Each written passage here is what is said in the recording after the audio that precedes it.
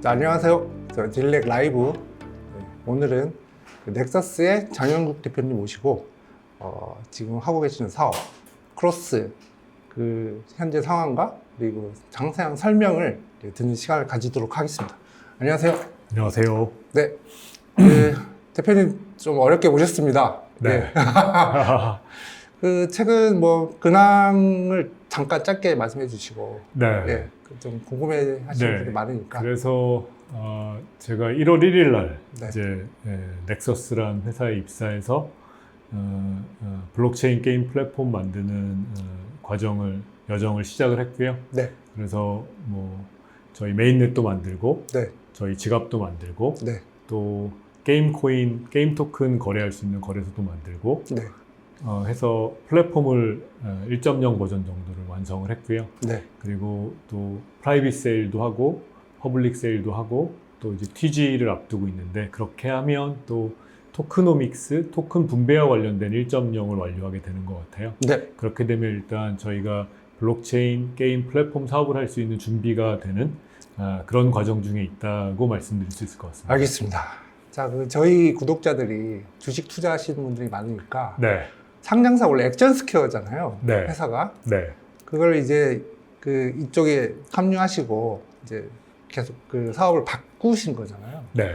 그래서 회사 소개를 잠깐 해주시는 게 도움이 네. 되지 않을까.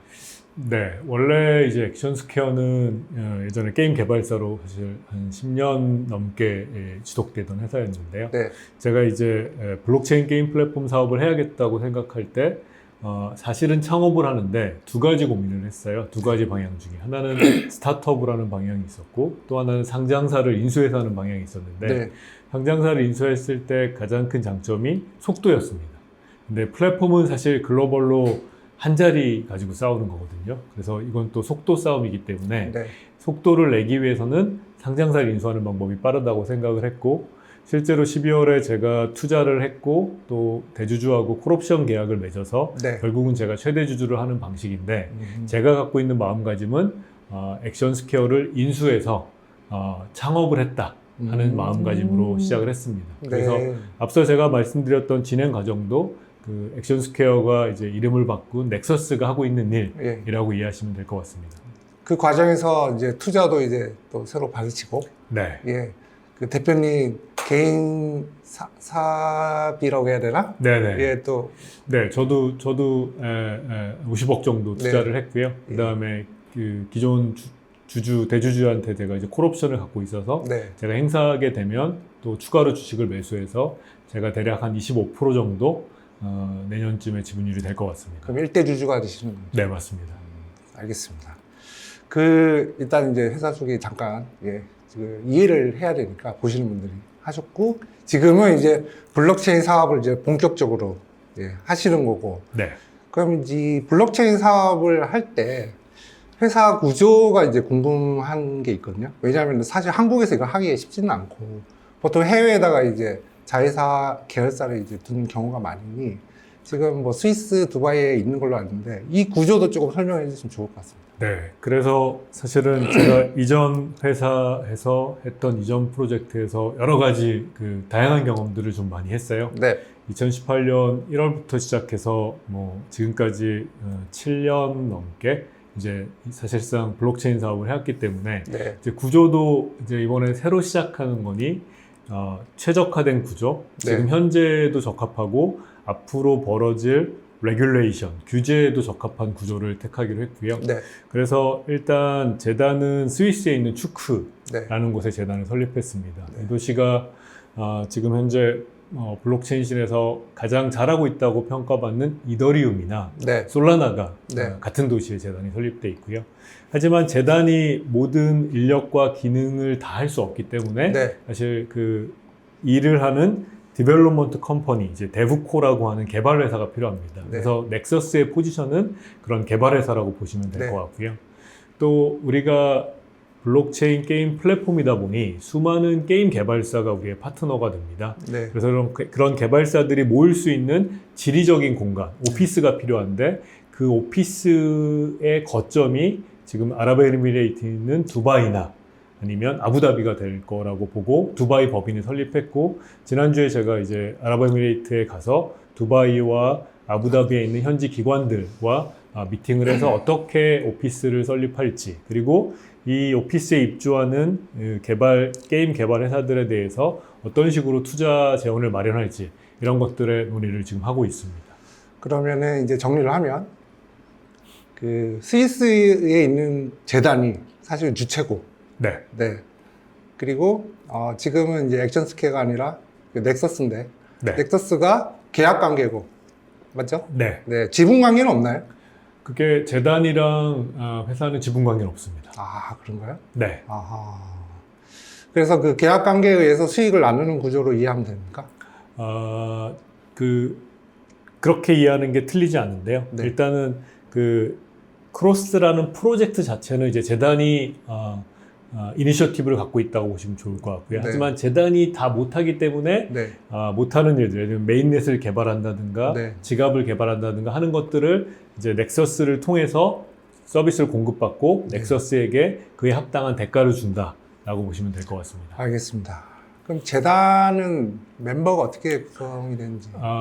제가 사실은 이제 아이디어의 원천은 저니까 이제 상징적으로 법률적 의미는 아닙니다. 상징적으로는 제가 파운더, 창업자라 그래서 둘 다의 관여를 한 거는 맞고요. 하지만 재단과 개발 회사가 사실은 이제 영어로 하면 암즈랭스라 그래서 네. 서로 좀 독립적인 의사결정을 하게끔 돼야지만 나중에 규제나 이런 이슈가 없기 때문에 저는 이제 그 둘 중에서 회사, 이제 넥서스의 대표이사 CEO가 되기로 선택한 거고, 재단은 이제 재단의 이사회, 저희는 이제 카운슬이라고 하는데요. 네. 카운슬이 구성이 돼서 카운슬 멤버들로 이제 구성이 됩니다. 거기 보면 지금 현재는 스위스 레지던트인 분이 2분 계시고, 그 다음에 유럽의 런던의 레지던트인 분이 1분, 그 다음에 싱가포르에 계신 분이 1분, 한국에 계신 분 1분, 5분이 됐고요. 프레지던트는 현재 기라는 분인데 그분의 라스트 네임이 로스차일드, 네. 기 로스차일드라는 로스차일드 가문에 계신 분이 현재 지금 프레지던트를 맡고 아, 계십니다. 그런가요? 네. 오. 이제 이걸 왜 여쭤봤냐면, 많은 블록체인 코인 프로젝트들이 실체를 좀 감추거나 실체에 대해서 좀 불분명하게 하는 경우가 많으니 그래서 여쭤본 거거든요. 네. 좀 투명하게 안 하는 사례가 좀 과거에 많았었기 때문에 네. 그래서 좀 여쭤봤습니다. 그게 이제 근원이 있는데요. 왜냐하면 이제 사람들이 요새 이제 게임 업계에서 코인을 만드셨던 많은 회사들이 이제 깨닫고 있는 건데, 네. 뭐냐면 탈중앙화 서비스라고 우리가 블록체인을 부르잖아요. 네. 그러니까 이 의미를 이제 좀 다들 깨닫고 계신데, 이게 어떤 의미냐면 사실은 종료가 불가능하거든요. 그쵸. 그러니까 이 기존의 게임 서버를 우리가 소위 말한 섭종을 하면 네. 이제 게임의 에셋이나 이 모든 게 서버와 함께 사라지기 때문에 뭔가 게임 회사 입장에서는 뭔가 한계에 봉착해서 이제 그만해야겠다라고 하면 그만하면 끝이지만, 네. 사실은 블록체인 프로젝트는 그게 안 그럴 수 없죠. 되거든요. 예, 그쵸. 내가 메인넷을 내린다 하더라도 거래소나 다른 개인의 지갑에 코인이 남아있으면 사라지니까. 사실 네. 서비스가 끝나지 않기 때문에, 맞습니다. 예. 그래서 사실은 기업이 한다라고 했을 때는 끝까지 하겠다는 생각을 가지고 해야 되는 거지. 네, 예. 이게 무슨 게임 오픈하듯이 오픈했다 한번 해보고 안 되면 접어야지, 그게 불가능한 구조입니다. 그렇죠. 예. 예, 그래서 사실은 많은 이제 작은 벤처 기업들이나 스타트업들은 이제 자신들의 정체를 감추고, 왜냐하면 안 되면 도망가고 해야 되니까 이제 그런 구조였던 거고, 저는 이제 이전 프로젝트에서부터 이거는 제가 끝까지 해야 될 일이라고 생각했기 때문에 회사 구조로 했던 건데, 사실은 어쩌면 이제 제가 했던 걸 보고 따라했던 많은 회사들이 지금은 약간 이거 어떻게 해야 되지 뭐 이런 상황이기도 한 상황입니다. 근데 저는 지금도 이게 어쩌면 제 삶의 소명 같은 일이라고 생각을 해서 끝까지 하겠다는 생각으로 했기 때문에 훨씬 더 투명하게, 그리고 훨씬 더 규제 친화적으로 구조를 설계했다라고 말씀드릴 수 있습니다. 굉장히 좋은 말씀하셨습니다. 이게 종료가 없거든요. 네. 예, 정말 없기 때문에 처음에 시작하거나 설계할 때 정말 신중하게 고민 많이 해야 되는데, 지금도 뭐 제가 거론하기 그렇지만 많은 게임사들이 해외 조세 회피처에 법인이 있어요. 네. 그래서 이제 그런 것들이 되게 안 좋거든요, 사실. 네. 근데 뭐 투명하게 잘 말씀을 하시니 잘 알겠습니다. 그리고 제가 좀 궁금한 게 있었는데 이번에 그 얼마 전에 바이낸스 체인으로 전환을 하셨잖아요. 네. 예, 그 이유를 좀 여쭤봐도 될까요? 기본적으로 저는 이제 이더리움이라는 게 인터넷 오브 블록체인으로 해서 블록체인의 기술적 발전의 주체가 될 거라고 생각하고 있어요. 그러니까 비트코인은 스토어 오브 밸류라 그래서 가치 저장 수단으로서 아마 지속 가능하게 성장할 거라면 그와는 좀 다른 측면으로 이더리움은 기술적 혁신의 이제 모태가 될 거라고 생각해서 기본적으로 이더리움 기반이 되는 게 맞다고 생각을 했고요, 기술적으로. 그래서 네. 저희 체인도 이더리움 기반의 체인이었습니다. 네. 마찬가지로 BNB 체인 그리고 그 안에 있는 바이낸스 스마트 체인 같은 경우도 이더리움 기반의 체인이라 그렇죠. 사실 기술적으로 이 셋은 완전히 호환이 되는 그렇죠. 상황이고 네. 앞으로도 이제 업그레이드가 되더라도 호환이 되는 상황일 겁니다. 다만 저희의 네이티브 토큰, 이제 코인의 발행은 사실은 가장 인기 있는 데서 해야 되잖아요. 네. 근데 작년에 가장 인기 있는 체인이라고 하면 솔라나라고 그렇죠. 볼 수 있습니다. 솔라나는 사실 기술적 기반이 다르기 때문에 네. 솔라나를 검토했지만 그럼 솔라나 쪽으로 가면 뭐 당장의 인기는 누릴 수 있을지 모르지만 기술적으로 우리가 계속 혁신을 따라갈 수 있을까라는 거에 대한 퀘스천 마크가 좀 있었고요. 반면에 올해 1월, 2월부터는 사실 다시 BSC가 치고 올라갔거든요. 그런 면에서는 그러면 기술적 호환은 이더리움으로 유지하면서 비즈니스는 바이낸스 BNB 체인에서 하는 게 더 맞겠다라는 판단하에 BNB 체인에서 저희 토큰을 발행하게 됐습니다. 그건 이제 말씀하신 거는 이제 기술적인 얘기고 사실 바이낸스 체인을 선택하면 바이낸스 상장할 때 좀 가산점이 있는 건 사실이거든요. 혹시 그것도 염두에 주셨는지 궁금해서요. 저희 멤버들이 오늘 걱정 제일 많이 얘기하는 게 결국 이제 상장, 상장과 예. 관련된 얘기는 사실은 그건 거래소에서 발표하는 내용이라 그렇죠. 그 부분은 제가 뭐라고 코멘트 드리기 예. 어렵다는 점을 잘 아시리라 생각합니다. 그러니까 삼택의 이후에 그게 있었냐 그냥 그런 가벼운 질문이었고요. 네. 근데 없을 수는 없을 것 같고 근데 이제 뭐 바이낸스도 바이낸스지만 트렌드랑 하긴 좀 그렇지만 텔레그램 기반의 게임이 굉장히 활성화됐잖아요, 해외는. 네. 그거는 검토 안 하셨나요? 검토 당연히 했고요. 그래서 작년이 결국 밈코인, 텔레그램, 그래서 약간 매우 간단한 클리커 게임의 시대였잖아요. 네. 근데 사실은 저는 작년에 그걸 보면서 이거는 지속 가능하지 않다라고 아하. 생각을 했어요. 그래서 밈이나 클리커는 지속 가능하지 않지만 하지만 모든 그 붐이나 버블이 그렇듯이 사실 그게 남길 게 하나도 없는 건 아니거든요. 네. 남긴 건 뭐냐면 텔레그램의 커뮤니티였어요. 네. 그래서 이들은 크립토 경험이 있는 그래도 뭔가 그게 어떤 경험이든지 간에 아무튼 크립토를 얻게 되고 그거를 보유하고 그다음에 그걸 거래해 본 경험이 있는 수많은 유저들이 텔레그램 안에 있거든요. 네. 그런 면에서 우리는 텔레그램을 커뮤니티로 보자가 첫 번째여서 내일 출시합니다. 저희가 크로스 플레이라고 네. 이제 저희의 커뮤니티인데 저희는 커뮤니티를 만든다고 했을 때 무슨 커뮤니티 사이트나 커뮤니티 서비스를 만드는 게 아니라 이미 커뮤니티 서비스는 많이 있잖아요. 네. 텔레그램도 있고 네. 트위터 X도 있고 뭐 이런 커뮤니티 서비스들은 이미 있는데 그 위에서 좀 돌아가는 다른 레이어에 그래서 텔레그램 미니 앱으로 크로스 플레이를 내놔서 일단 커뮤니티를 살리겠다는 게 하나가 있고요. 두 번째는 클리커는 저는 당연히 지속까지가 않다고 생각했고 당연히 지속까지가 하지 않습니다. 예. 하지만 거기서 한 단계 좀 더 나간 예를 들면 방치형 게임. 방치형 게임은 사실 게임 업계에서도 이미 한 축을 차지하고 네. 있잖아요. 예. 방치형 게임도 준비하고 있고요. 좀 더 나가서 방치형보다 좀 더 코어한 HTML5 게임도 또한 준비하고 있습니다. 그래서 실제로 텔레그램에서 바로 구동이 가능한 게임은 저희 크로스 플레이 위에서 돌아가게끔 하는 게임으로 현재 준비하고 있습니다. 다 고민을 하시고 계시는구나. 네, 뭐 세상이 그렇게 돌아가고 있으니까. 자, 어쨌든 제가 조금 이제 약간 본질적인 질문을 이제 좀 드리고 네. 싶어서 결국에는 P2E 게임, 웹3 게임이 쌀먹 게임으로 많이 간주를 하는데 네. 쌀먹의 단어를 이따 설명을 드리고 그러니까 수익을 내는 그러니까 게임을 하고 싶어서가 아니라 수익을 내려는 목적의 유저들이 꽤 많은 거 아니냐 그래서 거기에 생태계를 맞추고 경제 그 이코노믹스를 토크노믹스를 짜야 되는 거 아니냐는 거에 대해서는 어떻게 생각하세요? 그런 식의 생각이 사실은 이제 제가 2018년부터 했고 2021년도 8월에 미르포 글로벌이 나오면서부터 네.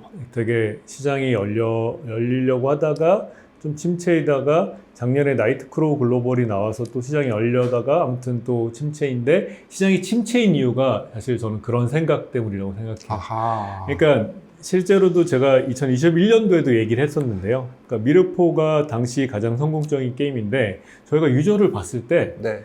그래서 제가 그때 아마 그 실적 발표 컨퍼런스 콜 때 저도 그냥 그 순간에 제가 썼던 용어인데요. 플레이 투 언을 하는 유저가 실제로 지갑을 개설해서 거래를 하는 유저가 전체 유저 10%가 안 됐어요. 10%가 안 된다. 네, 10%도 안 됐고 그래서 대부분의 유저는 뭐였냐면 오히려 중립적으로 말한다면 유저들의 행태를 봤을 때는 플레이 앤 언이었어요. 네. 플레이 투 언이 아니라. 그러니까 그 유저들이 더 많이 들어온 이유가 돈을 벌기 위해서 들어온 유저들이 일부 있겠지만 전부가 아니었던 게 또 당시 데이터로 말씀드리면 당시 1등 나라가 필리핀이었어요. 여기는 뭐 하루에 2, 3불 벌어서 먹고 살 수도 있죠. 네. 2등이 브라질, 거기도 그럴 수 있다고 네. 쳐요. 3등이 영국이었어요. 영국이다. 영국에서는 3불 벌어서는 어떤 계층이도 못 먹고 살고요. 4등이 미국이었어요. 어허. 즉 제가 그때 봤던 현상은 뭐냐면 게임 내에 있는 경제가 경제적 가치를 가지면서 거래가 되고 교환이 됨으로 인해서 게임이 더 재밌게 느끼는 거예요. 그러니까 실제로 자기는 플레이 투 원을 하지 않지만 뭔가 내가 때릴 때 더 네. 타격감이 있고 내가 맞을 때 더 아픈 거예요. 왜? 이게 실질적으로 경제적 가치를 갖는다고 생각하니까. 그래서 저는 지금도 마찬가지인데 그때도 마찬가지고 재미있는 게임이 먼저입니다.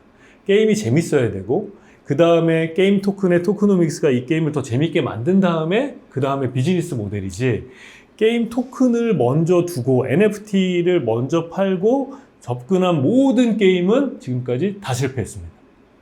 모두 실패했어요. 하나의 예외도 없이. 너무 당연하죠. 게임을 제가 그때도 그런 얘기 했습니다. 만약에 진짜 돈 버는 게 목적이라면 그냥 돈 버는 걸 투자하는 거는 심지어 그 코인 거래소 가서 투자하는 게 맞고요. 조금만 시드머니만 있으면 굳이 여기서 그럴 리가 없습니다. 그래서 그런 유저들도 있겠지만 그런 유저들이 만들어내는 전체적인 그 경제적인 실질적인 가치가 게임을 더 재밌게 만드는 게 블록체인 게임의 핵심이라고 생각하고 그래서 그렇게 어프로치해야지만 성공한다 하는 게 제 경험이기도 하고 이제 크로스는 그 어프로치로 나갈 생각입니다.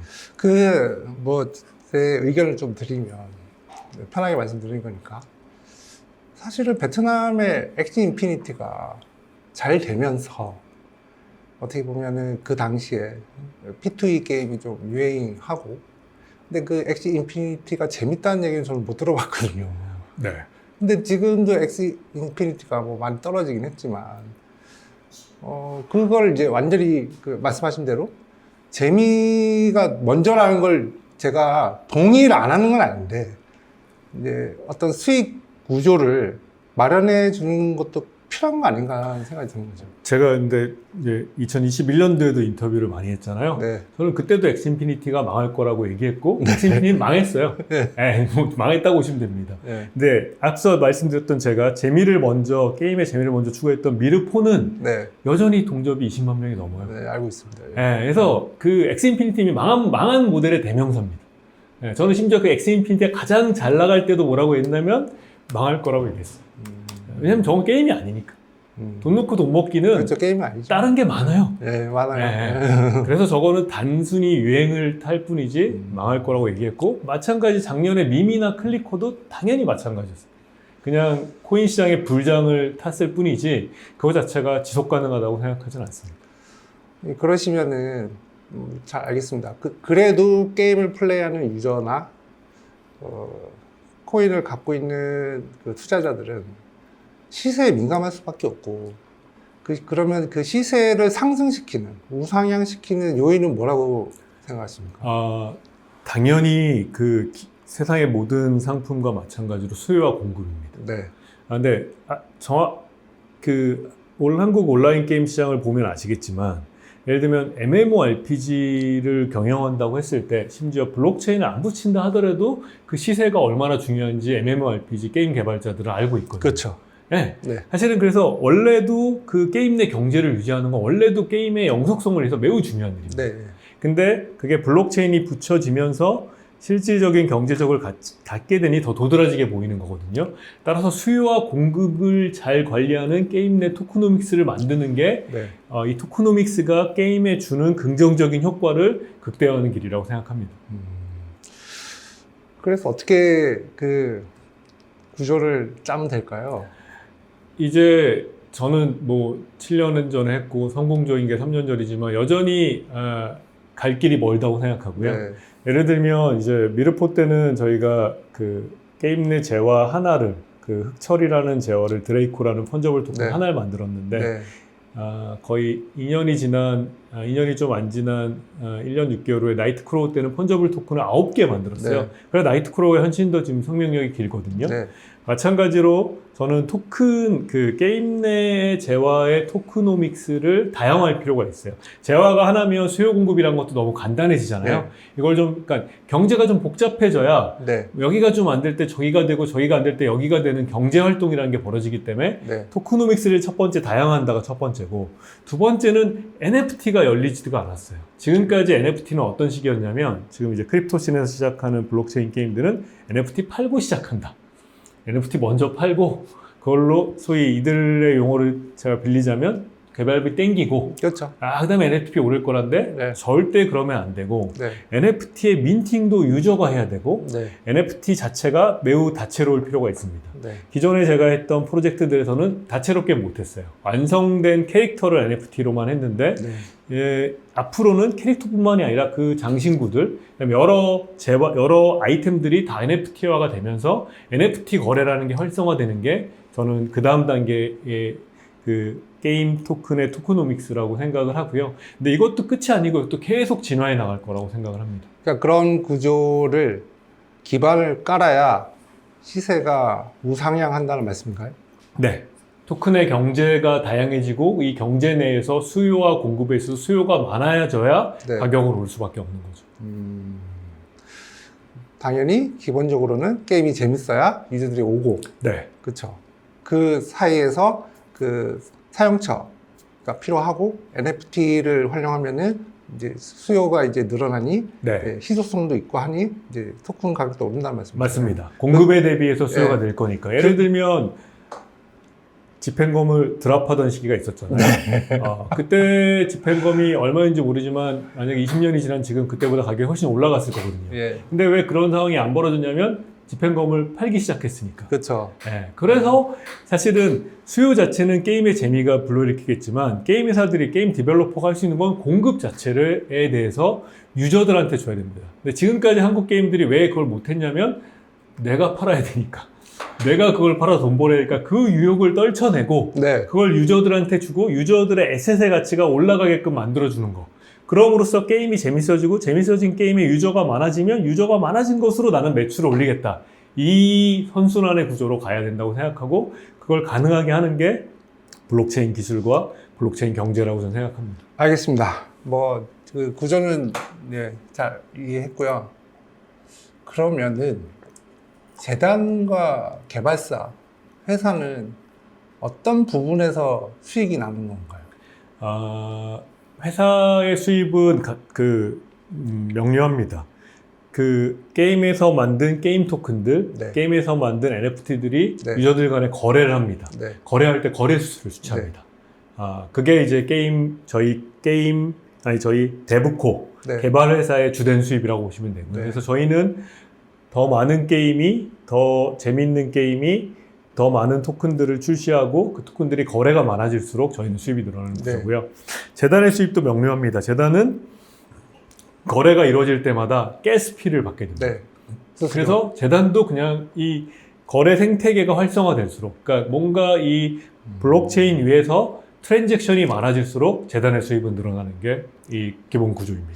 그 구조에서 사실 현실적으로는 정말 많은 트랜잭션, 그러니까 수수료가 발생이 돼야 되는데 그래야지 운영비가 현실적으로 나온다고 저는 알고 있거든요. 그게 다들 어려워하는 부분이었던 것 같고 그러다 보니 갖고 있는 코인을 팔기 시작했던 거거든요. 그래서 그런 거를 이제 뭐 펀딩도 하고 이제 코인 퍼블릭 세일도 하고 계시는데 그런 그 매출이 하락하고 떨어지면 그 대안이 있을까요? 지금은 작년에 이제 아무튼 규모가 커져서 1월 같은 경우가 가장 올해 피크라고 볼 수 있는데 1월 달에 이더리움이 가스피로 한 1,500억 이상 벌었고 네. 사실 솔라나가 한 3,000억 정도 됐어요. 네. 물론 이더리움과 솔라나 같은 규모가 되는 거는 쉬운 일은 아니지만 그렇죠. 네. 그런 면에서 사실은 거래 규모가 커지면 네. 사실 가스피라든가 거래 수수료가 증가하는 거는 이제 정해진 모델, 네. 규모가 커질 거냐의 문제인 네. 거고요. 네. 규모에 대해서 말씀을 드리면 제가 이전 회사 경험을 말씀드리면 이전 회사 때 2021년 11월, 12월이 피크였거든요. 네. 그때 수수료, 가스피랑 거래수를 합친 걸로 한 달에 30억이 넘었었어요. 30억이 넘었었고 그래요? 30억이 넘었었어요. 그러니까 게임 하나 성공으로. 근데 사람들이 잘 모르죠. 얘기를 안 하시니까. 그러다가 2023년이 좀 힘들었잖아요. 네. 2022년, 23년이. 그래서 2022년에는 좀 빠졌었고 네. 빠지고 막 들쭉날쭉하고 2020년에서 제일 많이 빠졌을 때는 20만 불까지 빠졌었어요. 그러니까 한 3억까지 빠졌었다가 네. 근데 그게 이제 막 게임 잘 안 되기도 하고 하다가 어떻게 됐냐면 2023년 8월부터 7월 8월부터 이제 다시 우상향이 시작됐어요. 이제 게임의 개수가 늘면서 그래서 20만 불까지 떨어졌다가 제가 정확하지 않습니다. 대강의 숫자는 2023년 12월에 100만 불까지 갔고요. 월에. 그리고 제가 3월에 비자발적 퇴사를 했는데 2월 달까지 200만 불까지 갔어요. 그리고 그게 만약에 제가 있었고 제가 그걸 잘 이어갔으면 그냥 추세선을 그렸어요. 저희가 추세선을 그렸을 때 작년 말 2023년 12월 기준으로 네. 1000만 불까지 가는 거였거든요. 근데 아무튼 지금은 안 그런 상황인데 그래서 저는 이거는 규모의 경제라 정확히 맞습니다. 뭐냐면 이런 질문을 할 수 있고 그럼 규모가 될 때까지는 어떻게 할 거야?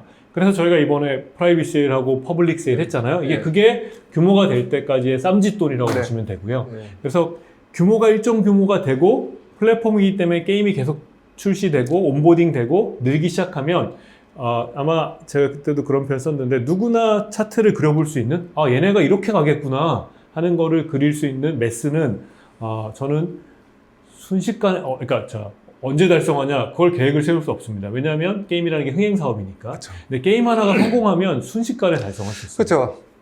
자, 제가 또 하나 여쭤볼게요. 지금 뭐 잘 알겠습니다. 한 달에 30억 이상 났다. 어쨌든 그거 이제 제3자, 그러니까 온보딩한 개발사는 또 이제 쉐어를 하거나 해야 되지 않나요? 계약 조건상? 이렇게 보시면 됩니다. 이것도 이제 우리 개발사들이 많이 오해하고 있는데 네. 저희는 이제 게임 플랫폼이라고 하면 지금 당장 있는 애플 앱스토어, 구글 플레이 스토어, 스팀이 있잖아요. 이들이 하는 역할은 게임을 배포해주고 게임의 결제를 담당하는 네. 겁니다. 그러니까 제가 생각하는 블록체인 게임 플랫폼은 이들과 충돌하고 경쟁하는 게 아니라 다른 레이어, 블록체인과 관계된 레이어만 제공하는 거거든요. 즉 뭘 제공하냐면 게임이 토큰을 발행하고 네. 그 다음에 유저들이 그 토큰을 소유하고 거래할 수 있는 이들이 제공하지 않는 서비스를 제공하잖아요. 네. 그 말은 뭐냐면 제가 게임 매출에 하나도 손을 안 댑니다. 네. 그래서 이들은 늘어난 유저로 인한 게임 매출의 증가를 게임 개발사가 100% 가져갑니다. 저희는 한 푼도 안 받아가요. 그래요? 네. 사실 이전 프로젝트에도 똑같이 그랬고요. 네, 그 구조고 저희가 갖는 거는 이제 수수료고 수수료는 이제 저희가 또 다 갖습니다. 그렇게 서로 역할을 나누고 각자가 기여한 바에 따라 혜택을 갖는 구조이기 때문에 모두가 윈윈하는 구조라고 볼 수 있습니다. 그러면은 A라는 게임의 NFT 아이템이 거래가 되면 개발사에는 돌아가는 몫이 없나요? NFT의 경우에는 개발사가 직접 공수를 많이 하기 때문에 개발사와 저희가 반반씩 가져갑니다. 저희가 4.99%를 떼는데요. 네. 그거의 반반씩을 개발사랑 저희랑 갖게 됩니다. 그럼 말씀하신 걸 종합하면 크로스를 활용하는 그 게임을 이제 어떻게 보면 이더리움 위에 올렸다는 표현을 쓰는 거랑 똑같다는 말씀이고 거기서 시작되는 그 매출은 오롯이 개발사의 몫이다. 그럼요. 그 말씀이잖아요. 네. 아. 그리고 토크노믹스를 그래서 유저한테 모두 다 줘야 됩니다. 그건 유저가 갖는 겁니다. 그리고 그거에 관한 거래 수수료는 저희가 갖는 겁니다. 그럼 개발사의 알로케이션은 개발사의 자유 의지로 설계가 되나요? 저희가 이번에 또 제가 지난 몇 년간 경험을 통해서 배운 게 네. 토큰의 민팅과 버닝은 유저가 해야 된다. 아하. 즉 다시 말하면 네. 개발사의 엘로케이션은 없다가 저희 거죠. 없다. 왜냐하면 그러면 개발사도 그 토큰을 같이 팔 생각이 있거든요. 그쵸, 당연히 NFT를 그렇죠. 같이 팔려고? 네. 그러면 안 된다. 안 된다. 자, 토크노믹스를 모두 다 유저한테 주고 그래서 유저가 게임이 재밌다고 하는 그 유저 베이스를 기반으로 개발사는 돈을 벌어야 된다. 그게 얻은 교훈입니다.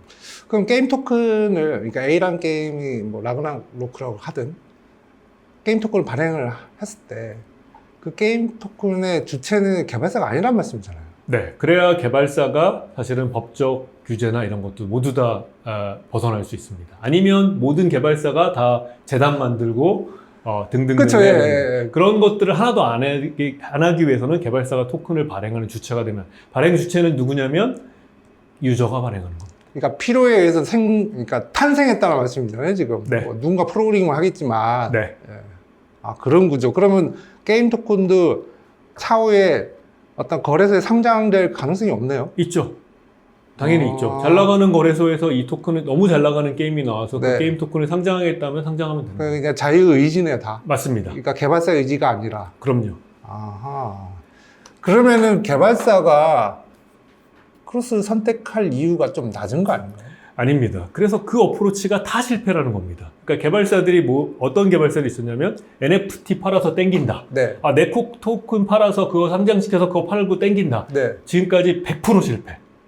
100% 실패. 성공한 사례 하나도 없습니다. 왜냐하면 그러면 재밌는 게임을 만들 수가 없어요. 토큰 파는 데 혈안이 돼 있기 때문에. 그래서 제가 게임 개발사들한테 하는 얘기는 게임 잘 만들어서 더 많은 유저를 확보하기 위해서 토크노믹스를 적용하는 거고 그래서 그걸 그 유저 베이스를 기반으로 매출을 올리라는 얘기입니다. 이것만이 지속 가능한 모델이지 내가 만든 게임 토큰 팔아가지고 돈 벌래?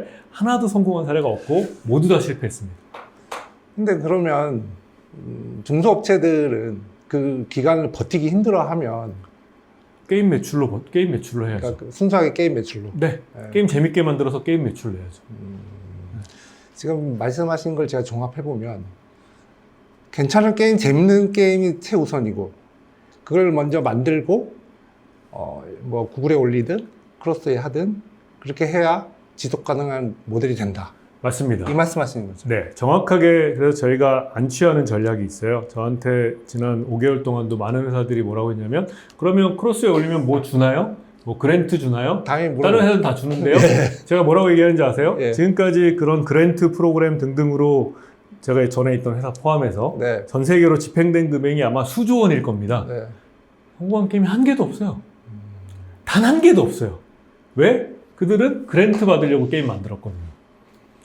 재미있는 게임을 만들어 성공하는 게 목적이 아니라 야 이거 코인 받아서 놓고 있다가 그랜트 게임만 만들어주면 되니까 어차피 얘네들 재미없게 게임 만드니까 단 하나의 성공 사례도 없어요. 그래서 저희의 원칙은 뭐냐면 그랜트 주지 않는다.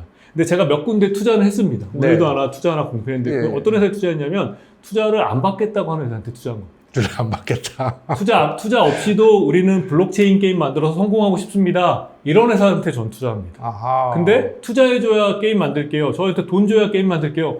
안 봐도 비디오입니다. 그냥 실패입니다. 뻔하다. 네. 그 지금 대표님은 시행착오를 많이 겪으신 그 시행착오 가장 많이 겪었죠. 저 무슨 지금 뭐 재판도 진행 중이잖아요. 지금- 예. 네. 저보다 더 많은 경험을 한 사람은 없습니다. 그래서 이런 결론을 내리신 거죠. 그럼요. 일종의. 아하. 거기다가 두 번의 성공도 있었잖아요. 물론 두 번째 게임은 출시하기 전날 비자발적 퇴사를 하긴 했지만 네. 제가 뭐 하루 사이에 뭐 바뀌었겠어요? 제가 한 대로 나온 거잖아요. 네. 두 번의 성공도 제가 정한 원칙들을 지킨 성공들이었습니다.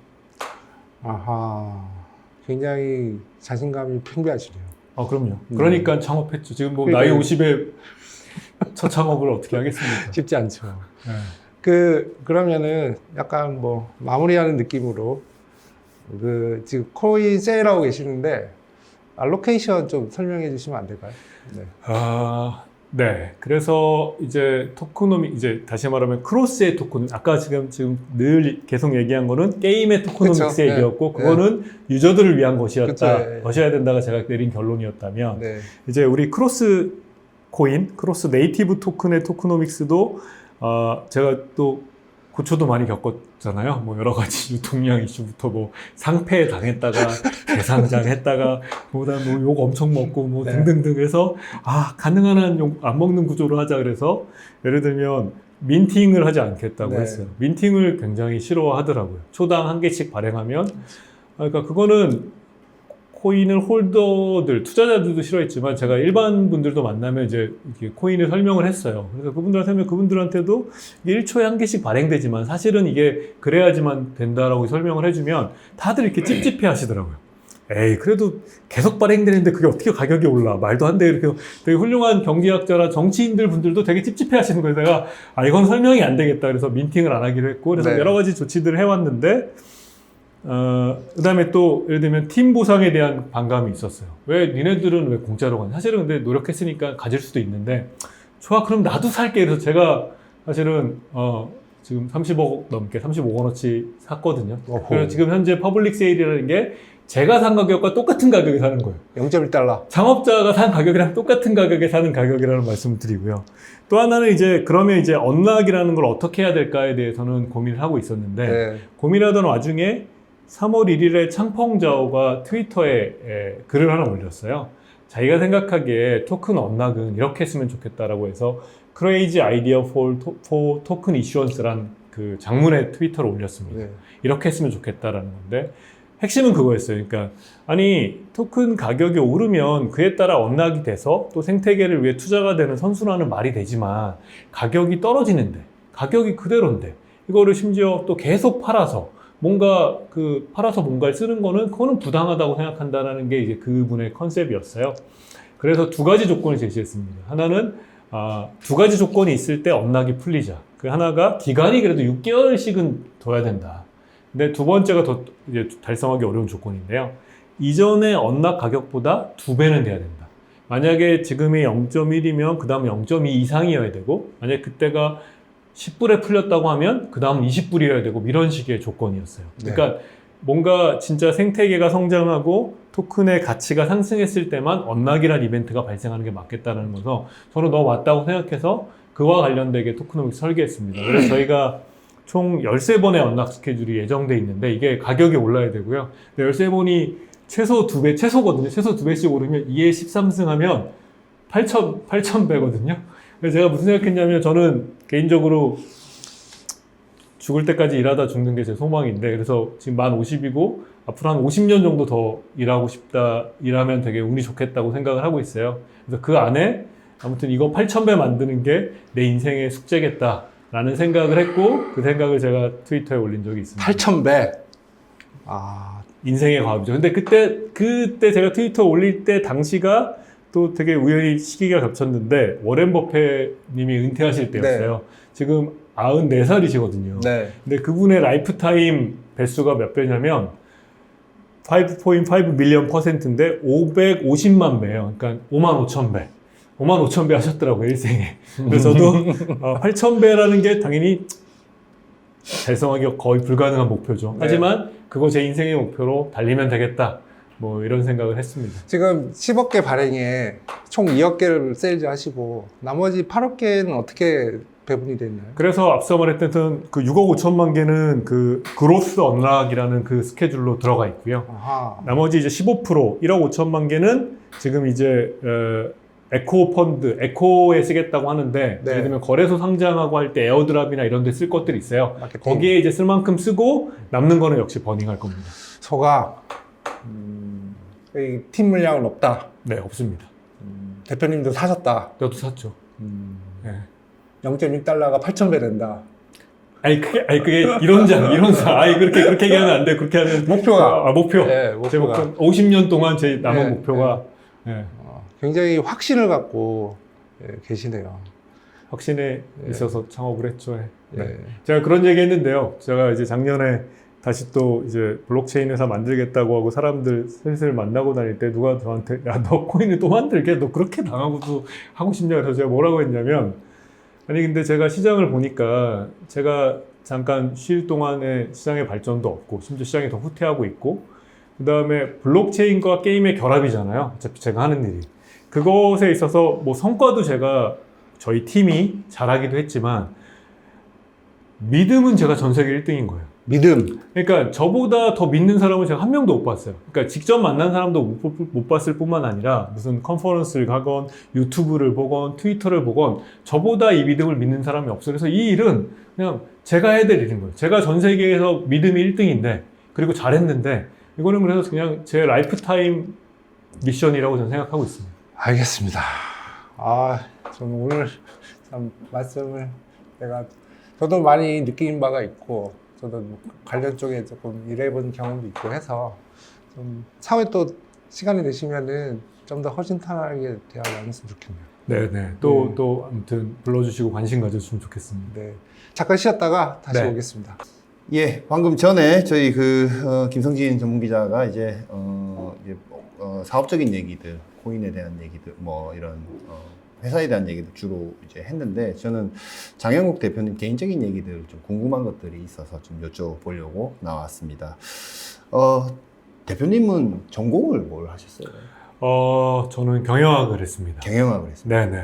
그러면 지금 게임업계에 몸담은 지는 얼마나 되셨습니까? 제가 대학교 4학년 때가 96년이었는데요. 네. 그때 이제 저는 경영학과 가서 두 가지 생각을 했어요. 그러니까 일을 하고 싶어서 회사를 경영하고 싶어서 경영학과를 간 게 첫 번째고 네. 또 이제 95년부터 월드와이드 웹이라는 게 나왔잖아요. 네. 그래서 뭔가 컴퓨터, 인터넷 관련된 일을 하고 싶다라는 막연한 생각이 있었는데 네. 그때 우연히 넥슨에서 네. 인턴을 아, 이렇게 뽑는다는 공고가 붙어서 네. 제가 연락을 해서 96년 2월 초였을 겁니다. 그때 넥슨이 한 10명 남짓 있을 때 그때부터 게임업계에서 지금 29년이 넘었습니다. 그렇군요. 처음에 가셨을 때는 어떤 업무들 위주로 많이 하셨습니까? 그때 이제 넥슨이 이제 제가 간 날이 바람의 나라를 처음 서비스한 날인데 네. 사실 바람의 나라로 돈을 못 벌었어요. 그래서 PC 이제 통신에서 하던 그거 얘기하는 맞습니다. 겁니까? 예, 예. 제가 간 날이 천리안에 처음 서비스한 날이었어요. 아, 예. 네, 그래서 동접 10명 나오고 뭐 이랬던 날이어서 10명 나와서 파티하고 뭐 이랬던 날인데 네. 돈을 못 벌어서 당시 이제 그러면 96년도에 그 소위 창업한 회사들은 어떻게 먹고 살았냐면 각각의 기업들이 홈페이지를 만들기 시작했습니다. 그래서 기업들 홈페이지 외주, 요즘에 웹 에이전시라고 하잖아요. 예. 그때는 웹 에이전시란 말이 없었고요. 저희가 홈페이지 외주라고 그랬는데 그래서 제가 만들었던 홈페이지가 제가 PM으로 했던 게 현대자동차, 삼성전자 뭐 이런 데 홈페이지들 만드는 거 해서 외주비 뭐 8천만 원, 1억 5천, 2억 받아가지고 그걸로 이제 게임 만들고 했던 게 초기 역사입니다. 그렇군요. 말하자면 대학 졸업하자마자 아니요, 4학년 때였습니다. 4학년 학교 때 다니면서. 학교 다니면서 네.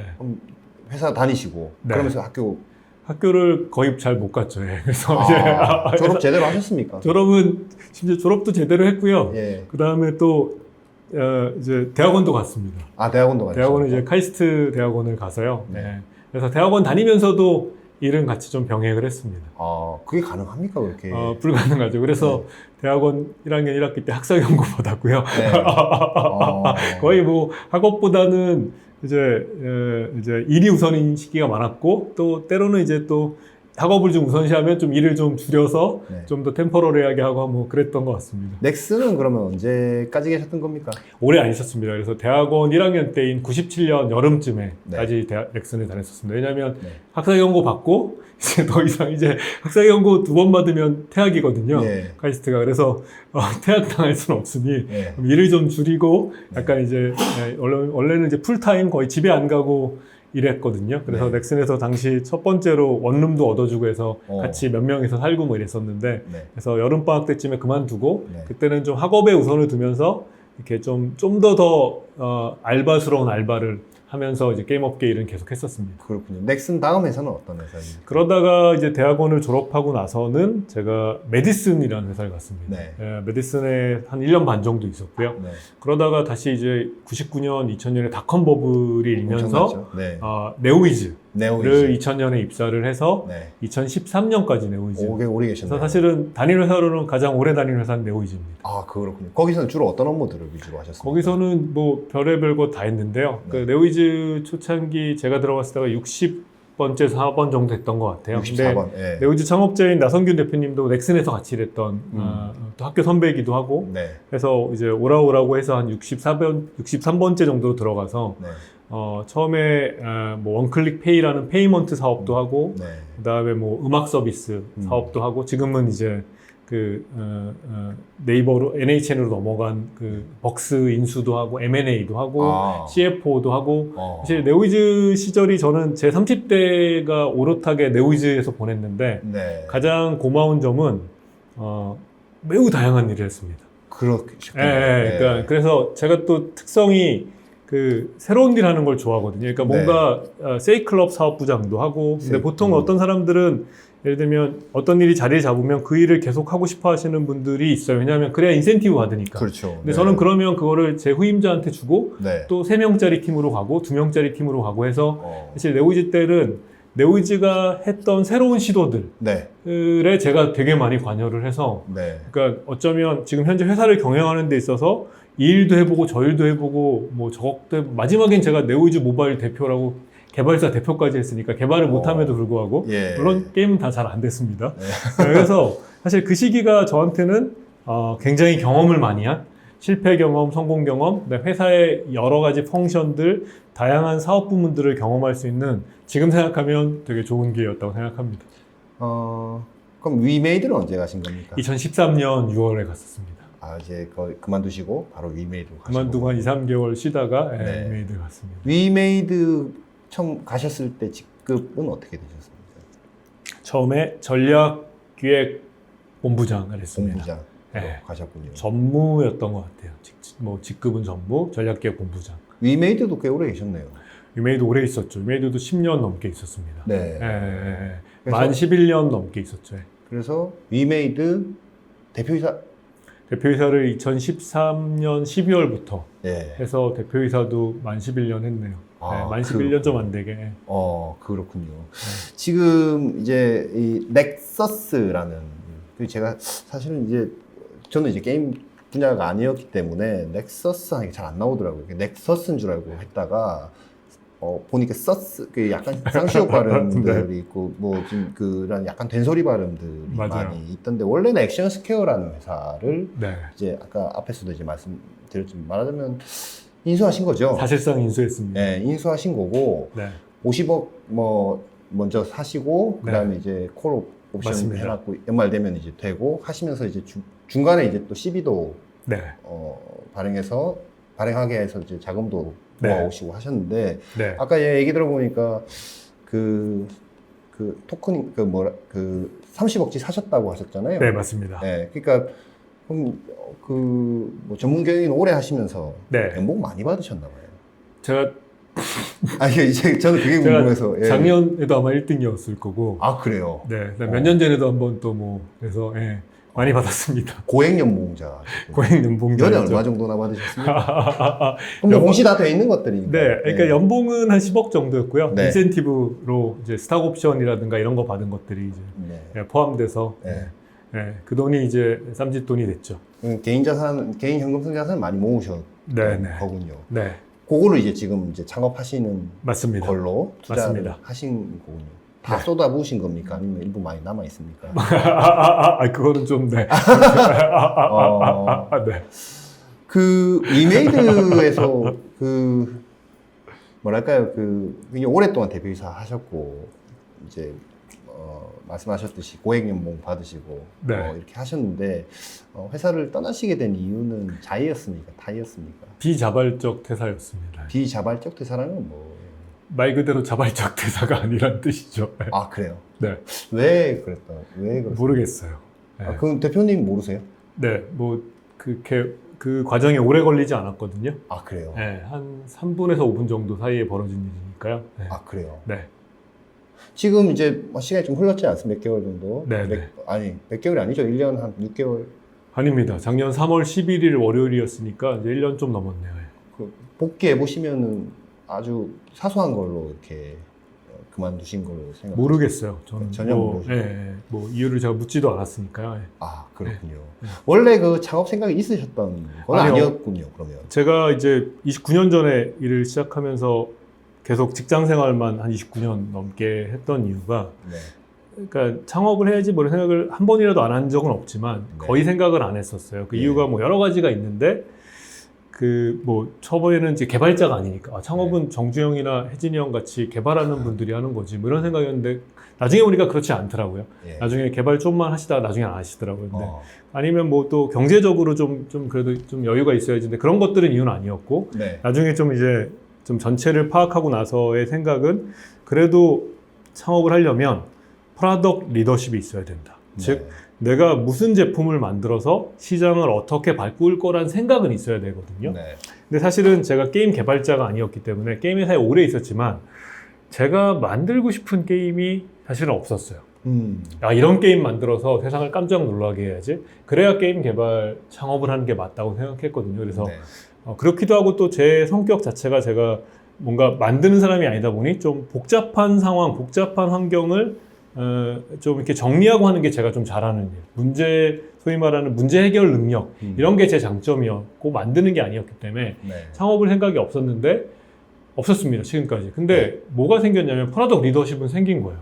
그러니까 2018년 1월부터 블록체인과 게임의 결합을 하면서 사실은 자타가 공인하기에 블록체인 게임은 아무튼 제가 네. 뭐 그게 약을 파는 거든 비전을 하는 거든 제가 그냥 제일 잘하는 그러니까 프로덕트 리더십은 그걸 실제로 구현하느냐 마느냐라는 건 이제 시간이 증명해 줄 거고 네. 그걸 논외로 하더라도 블록체인과 게임의 결합에 대한 비전은 제가 전 세계 1등인 거예요. 그래서 이제 작년에 비자발적 퇴사하고 고통 속에 몇 개월을 보내다가 네. 이게 무슨 일인가? 왜 이런 일이 벌어졌지? 그러면서 이제 정말 고통 속에 보내다가 시간이 지나니까 정말 고통이 좀 줄어들더라고요.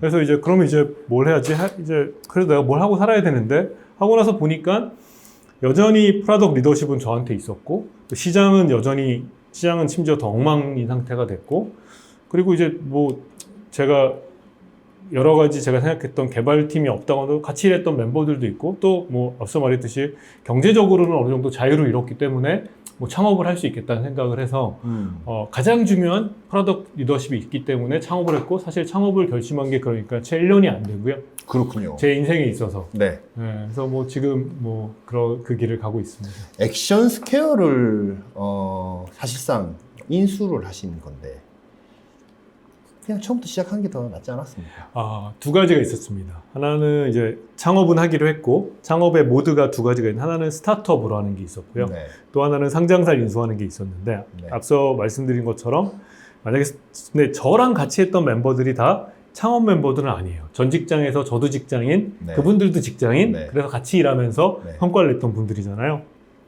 만약 제가 창업을 해서 스타트업으로 아무리 뭐 제가 뭐라고 해서 스타트업을 창업을 했으면 그 한 분 한 분 오는 게 엄청난 큰 결심이 필요합니다. 그럴 수 온갖 있어요. 가족 회의를 해야 되고 네. 야 그게 말이 되냐 저기 가면 되냐 애 학원비는 어떡하냐 무슨 등등해서 아마 지금까지 제가 아무리 열심히 노력해서도 10명 정도 모았을 것 같아요. 그러면 지금 5월까지 우리가 이룬 메인넷을 만들고 지갑을 만들고 무슨 프라이빗 세일하고 퍼블릭 이거 못했을 거고요. 네. 근데 상장사를 인수하게 되는 순간 이분들의 이제 고민이 어떻게 되냐면 이직 고민이 되는 거예요. 이직 고민으로. 연봉은 어떻게 되는데 네. 연봉 맞춰준대. 네. 일단 망할 걱정은 없으니까. 네. 그래서 지금 현재 저를 따라서 새로 들어오신 분이 75명이에요. 지금 현재 75명이 지금 대표님 오시고 나서 새로 1월 1일부터 새로 입사하신 분이 75명이고 그래서 그 인력들 때문에 1월 1일 날 10명이 왔고 10명이 1월 1일 날 왔고 75명이 왔기 때문에 지금 메인넷도 만들고 앞서 말씀드린 저희가 플랫폼 1.0이라는 이제 플랫폼을 구축했고 이제 게임만 올리면 상태가 만들어진 거고 당연히 제가 창업하면 제 지분율이 얼마나 높았겠습니까? 25%가 아니라. 네. 하지만 저는 지분이 중요한 게 아니었거든요. 제 꿈을 실현하는 게 중요했기 때문에 속도를 단축시키기 위해서 상장사를 인수했고 그 전략은 주요했습니다. 그렇네요, 보니까. 네. 아니, 그러면 기존의 액션 스퀘어에 있던 그 사업 인력들은 그냥 그대로 하는 겁니까? 네. 지금 액션스퀘어가 했던 게임 개발 사업은 그대로 하고 있고요. 네. 하지만 게임 개발 인력은 저희의 관계사 중에 원 유니버스라고 있습니다. 네. 거기가 이제 집중해서 게임 개발을 하고 있기 때문에 인력은 그쪽으로 좀 이동을 했습니다. 하지만 원래 사업 있죠. 자체는 네. 이제 넥서스가 사업 주체를 하고 있고요. 그렇군요. 관계사입니까? 아니면 100% 자회사? 관계사입니다. 100% 자회사 아니고요. 저희가 이대주주인 관계사입니다. 아, 그래요? 이번에 저희가 100억도 투자도 했고요. 아, 그러면 그 회사의 실적은 여기 연결로 잡히는 겁니까? 넥서스? 연결로 잡히진 않습니다. 않습니까? 하지만 게임 매출은 우리가 잡아서 그쪽에 수익 배분해주는 구조입니다. 그렇게 했군요. 그, 지금, 그러면, 그, 게임 개발을, 넥서스는 게임 개발이 아니고, 플랫폼 회사라고 맞습니다. 맞습니다. 얘기를 정확하게 블록체인 플랫폼 회사입니다. 블록체인 플랫폼, 네. 게임 플랫폼이라고 해야 됩니까? 정확하게 플레임은 블록체인 게임 플랫폼. 에 그리고 좀 만약에 그중 한 단어를 뺀다면 블록체인 플랫폼. 그렇군요. 네. 그러면 아까도 뭐 잠깐 말씀하셨지만 일부에서 뭐 주로 게임 개발을 우리가 한다기보다 외부에서 이렇게 협력해서 가지고 오시는 걸 네. 위주로 하시는 네. 겁니까? 맞습니다. 지금 회사에 자금이 얼마나 이제 있습니까? 쓸 수 있는 자금? 지금 제가 들어갈 때 250억 투자했는데 네. 그 이상 있고요. 250억 투자했다는 게 그 아까 제가 50억, 12, 200억 해서 근데 그 이상의 현재 자금이 있습니다. 네, 이상이 금융투자 상품으로 그 이상으로 지금 현재 자금을 갖고 있습니다. 그렇군요. 네. 아까 그 10억 개 그 넥서스 맞습니다. 크로스 네. 중에 이제 뭐 1억 개는 먼저 팔고 2억 개는 네. 또 지금 이제 파는 내일까지죠. 우리 맞습니다. 파는 중인데 아까 그 중에 뭐 6만 몇천 개는 아까 뭐 락 걸려 있다고 그 일부 남은 거는 생태계를 위해 쓰신다고 네네네. 했잖아요. 네네네. 지금 2억 개 그거 팔면 2천만 불이죠. 2천만 불이죠. 네네. 아마 250억 정도 됩니다. 요새로 따지면 280억이죠. 그 자금으로는 뭘 합니까? 그 자금이 이제 재단의 자금이고요. 네. 재단이 결국은 재단이 구축하고 싶어하는 그런 블록체인 플랫폼을 구축하는 데 쓰는 거고요. 쓰는 비용이고. 그래서 넥서스가 그걸 개발해주기 때문에 개발에 대한 대가로 개발 용역비를 받게 됩니다. 용역비를 받는 거군요. 네. 그렇군요. 그건 한 어느 정도 이제 받아오십니까? 1분기에는 저희가 한 일에 따라 이제 공정하게 받아야 되니까 53억 정도 받았던 것 같아요. 50 몇 억 정도 받았던 것 같고 네. 2분기는 그보다 좀 많이 일을 했기 때문에 성과가들이 나왔기 때문에 그 이상을 받게 될 거고 네. 그래서 앞서 말씀드린 것처럼 저희의 플랫폼 수수료가 네.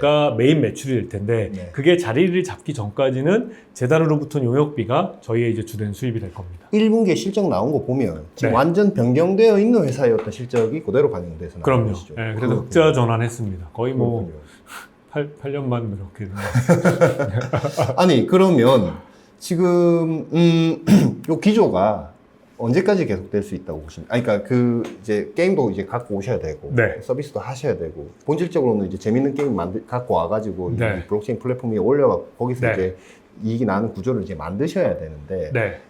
이 게임들 이제 소싱 해오고 아까 뭐 네. 오늘 또 뭐 일본 회사에 투자했다고 맞습니다. 나왔고 했는데 그 작업은 한 언제 정도까지 하셔야 됩니까? 이미 게임 하나가 우리 플랫폼 출시와 함께 출시를 했고요. 네. 예, 그리고 그 게임 회사를 만든 개발팀이 우리 플랫폼에도 도움이 될 것 같아서 거기는 이제 인수하기로 해서 인수 작업은 진행 중이고요. 네. 이제 그 다음부터는 이제 게임이 계속 출시 예정이 돼 있습니다. 네. 그래서 지금 현재 저희가 계약한 게 20개가 좀 안 되게 돼 있고요. 그래서 게임이 계속 출시하면서 게임의 성과에 따라서 저희 플랫폼 매출이 바뀌게 될 거고 만에 하나 저는 그렇게 되길 바라지만 그 중에 좋은 게임들도 있거든요. 저희가 기대할 만한 그 게임이 성공을 하게 되면 플랫폼 매출 자체가 퀀텀 점프해서 안정적인 매출을 창출하게 되는 상황이 네. 예상보다 빨리 올 수도 있습니다. 20개는 지난 6개월 동안 하신 겁니까? 네, 계약 계약을. 아직 출시는 안 했습니다. 그러니까요. 이제 출시 작업은 지금부터 해서 이제 계속 이제 출시가 이어질 겁니다. 그 리스트 원래 갖고 계셨던 겁니까? 대표님이.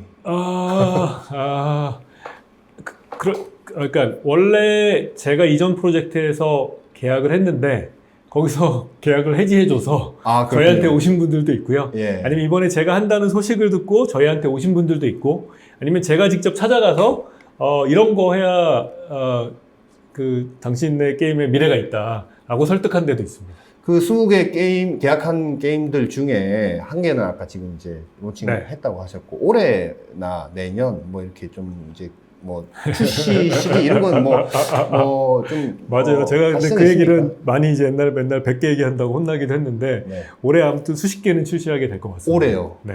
그래서 그렇군요. 하나하나 이제 발표를 하게 될 텐데 계속 이제 발표가 이어질 것 같습니다. 그렇군요. 네. 제가 이제 이것을 여쭤보는 이유는 어쨌든 그 1분기에 이제 매출과 이익으로 인식되었던 그 개발 용역에 대한 그 일감은 이제 제한되어 있는, 시간이 정해져 있는 거지 않습니까? 뭐 240억 정도. 그렇지 않습니다. 그렇지 않습니까? 그게 이제 저희가 어차피 그 메인넷을 개발하고 유지 보수하고 메인넷의 이코시스템을 구축하기 위한 일을 계속 할 거고요. 계속 해야 됩니다. 그다음에 재단은 재단대로 이번에 세일즈 말고 앞서 말씀드린 언락이 되면서 또 재단에 재원이 생기거든요. 네. 그래서 그거는 약간 안정적인 매출. 그렇군요. 물론 그게 무슨 이제 우리 회사를 미래입니다. 절대 아니고요. 그냥 안정적으로 회사가 계속 우리가 원하는 개발을 해나갈 수 있는 그 자금의 원천으로는 걔는 그러니까 베이스는 깔게 될 거고요. 네. 다만 우리의 승부는 플랫폼 매출. 그게 언제 우상향의 그림을 그리느냐. 이게 저희의 승부처라고 보시면 될 것 같습니다. 그것은 예측하기는 쉽지 않죠. 예측하기는 쉽지 않습니다. 저는 뭐 가능한 한 그걸 단축시키는 게 저희 일이고요. 네. 근데 각자의 추정이 다르겠지만 게임이라는 게 그 진짜 기대 안 했는데 터지기도 하거든요. 또 기대했는데 잘 되기도 하고. 그래서 뭔가 하나가 잘 되면 그때부터가 이게 시작인 거라 여러분들의 예상보다 빠를 수도 있다고 생각합니다. 그 대표님의 행보를 이렇게 제가 이렇게 그냥 보면 그 말하자면 자금 조달을 기존에 그 금융 그 베이스 위에 상장사를 갖고 뭐 시비를 발행하든 증자를 하든 뭐 이렇게 하는 방법도 있고 크로스라는 것을 활용해가지고 자금 한 번 더 모으신 것 같다라는 그냥 잘 모르는 사람 입장에서는 느낌인데 그렇게 생각하는 게 맞습니까? 맞습니다. 맞습니다. 네, 맞습니다. 예를 들면 그 250억은 회사에 대한 펀딩인 거고 네. 일종의 프로젝트에 대한 펀딩을 재단이 이제 해서 저희한테 개발을 위한 안정적인 자금을 공급한다고 보시면 됩니다. 그러니까 회사에 대한 펀딩, 프로젝트에 대한 펀딩 이렇게 보시면 맞습니다. 그렇군요. 아까 그 재단에 대한 것도 뭐 구조에 대해서 말씀을 해주셨는데 뭐 어디에 뭐 스위스에 뭐 영국에 하시는데 누구 거예요? 그러면? 누구 거라고? 재단은 원래 주인이 없습니다. 재단은 전 모든 원래 나라가 거의 제가 법률 전문가는 아니지만 모든 나라가 재단 파운데이션의 그 아마 법적 실체가 같을 텐데요. 재단은 주인이 없습니다. 주인이 그러니까 없다. 돈을 냈다고 지분을 주는 것도 아니고 돈을 내면 그냥 기부로 끝인 거고요. 재단은 재단의 이사회가 운영하는 겁니다. 이사회. 그 이사회 아까 장이 아까 말씀하신 네. 귀 귀 로스차일드. 로스차일드. 네. 스위스의 그렇군요. 명망 있는 가문에. 그렇군요. 네. 그분이랑은 잘 아시는. 잘 알지 못합니다. 근데 저희의 비전을 보고 그러면 내가 뭔가 재단이라는 건 결국 돈을 버는 사업은 아니거든요. 그러면 뭔가 페어하고 투명하게 운영하는 역할을 내가 담당하겠다. 내가 그걸 해줄게. 사업은 뭐 너희들이 알아서 하고 아마 재단이라는 게 합법적이고 공정하고 투명하게 운영돼야 되니 그걸 내가 중심에서 잡아주겠다라고 하셔서 저희가 초대해서 프레지던트로 모셨습니다. 초대해서 프레지던트로 모시기까지 과정들이 있을 거 아닙니까? 네네. 이런 분들 모셔야 그건 네. 언제부터 이렇게 작업을 하셨던 거예요?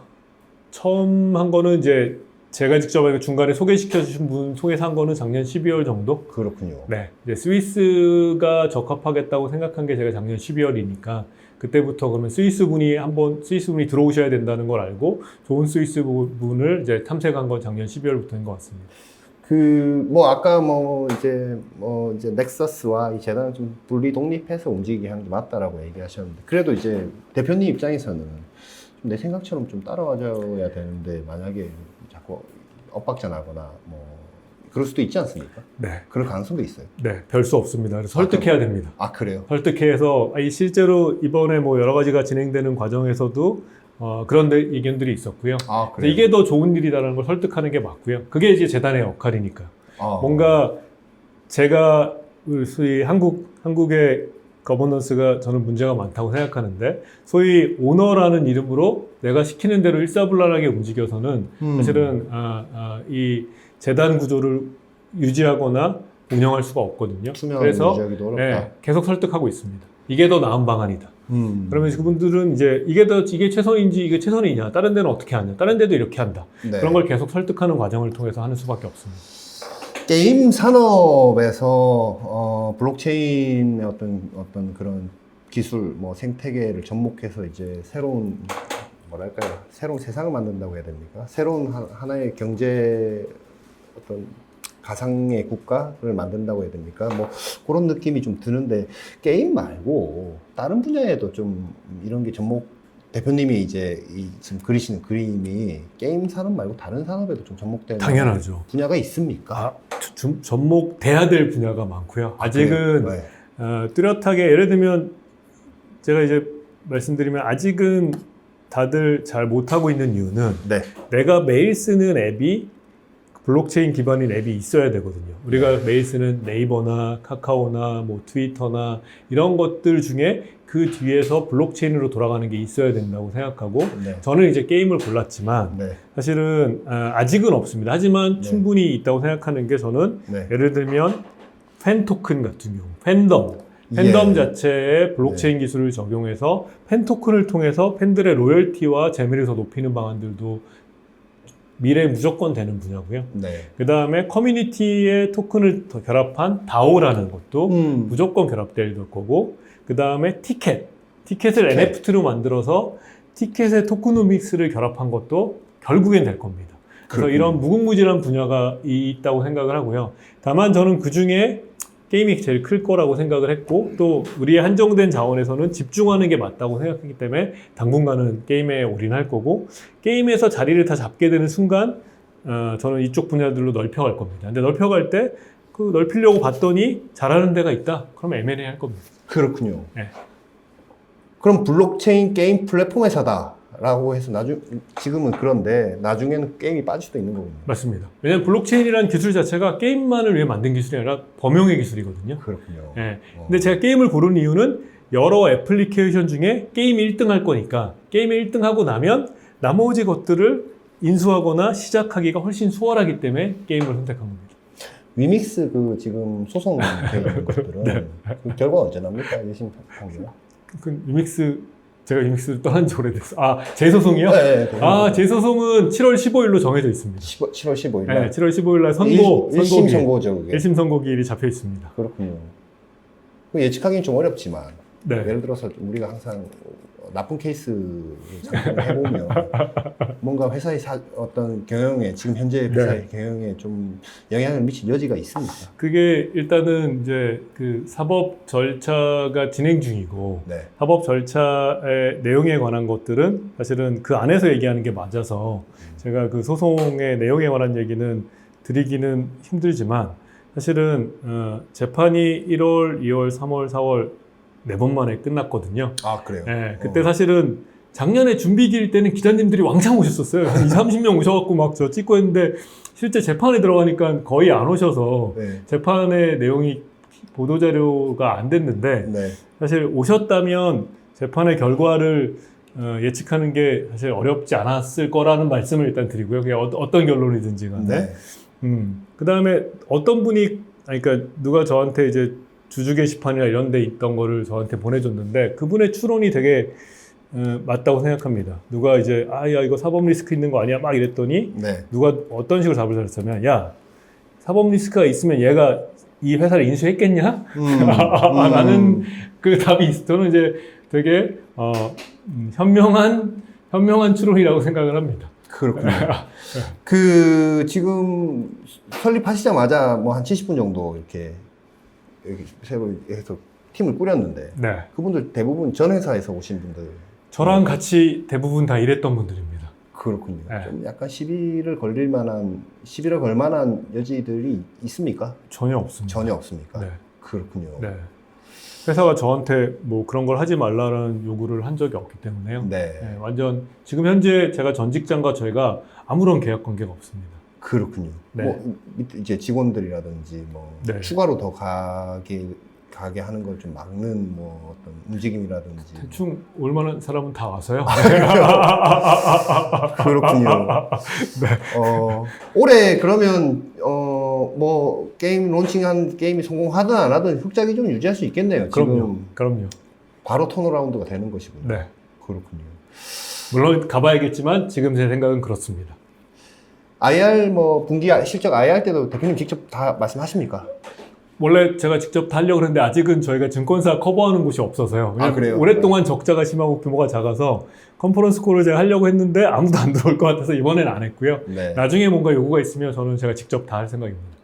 아까 한국의 오너 뭐 이런 거 이제 그런 뭐 말 듣기 싫다 뭐 그 좀 약간 잘못된 단어다라는 식으로 이제 말씀하셨는데 맞아요. 회사의 어떤 지배 구도라든지 이런 것들은 네. 어떻게 지금 해놓으셨습니까? 아니 이게 지배 구조에 관해서는 제가 이제 경영학도 전공했고 대학원 가서는 이제 조직 전략 이런 걸 전공했는데요.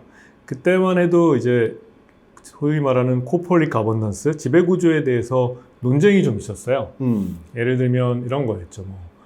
미국식의 전문 경영인 제도가 맞냐? 네. 그때는 미국식 제도를 전문 경영인 제도라고 했죠. 그 다음에 유럽식의 가족 경영이 맞냐? 아니면 일본식의 계열 회사, 게이레츠 제도가 맞냐? 심지어는 그때 제가 정확히 기억 하버드 비즈니스 리뷰에서 한국 재벌을 칭송하는 논문도 있었어요. 아 그래요. 네. 왜냐하면 재벌이 인터널 마켓이라는 걸 내부 시장을 만들어서 효율을 극대화한 구조다. 그래서 사실은 1980년대, 90년 뭐 그 전부터도 했지만 80년대, 90년대, 2000년대 지금도 사실 재벌 기업들이 경쟁력 갖고 있잖아요. 한국이란 우리나라에 보면 물론 아닌 이제 것도 나왔지만 하지만 지금 이제 제가 공부한 지 한 25년 정도 넘었는데 지금은 그 게임이 끝났어요. 미국식 기업 구조가 윈이 됐어요. 그렇군요. 이 사회 중심의 주주이익을 극대화하는 회사가 가장 성과가 좋더라. 그래서 심지어 일본이 한국보다 주식시장의 주가가 높은 이유가 일본이 거버넌스를 구조 개선하는 밸류업 프로그램이 몇 년 전부터 실행을 해서 주가가 올라간 거잖아요. 네. 그래서 이미 그 게임은 끝났어요. 그래서 뭐 작년에 3법 개정안 이슈도 있었지만 당연히 해야 될 일입니다. 모든 그렇군요. 주주의 이익을 위하는 거는 그 모든 주주의 이익을 하기 싫으면 비상장 상태를 유지해야죠. 100% 갖고 있어야죠. 어떻게 상장사를 해놓고 다른 주주의 이익보다 내 이익이 우선이라는 생각 자체가 이상한 생각이죠. 그게 사실은 기업의 성장을 가로막고 있죠.